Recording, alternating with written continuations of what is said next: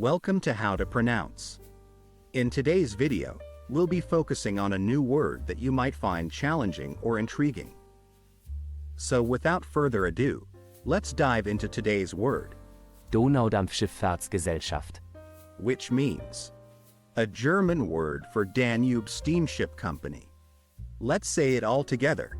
Donaudampfschifffahrtsgesellschaft. One more time. Donaudampfschifffahrtsgesellschaft. Now let's split the word into syllables and then pronounce each syllable one by one. Donau, now, Schiff, Fahrtsch, Gesellschaft. Thank you for joining us on this adventure in pronunciation.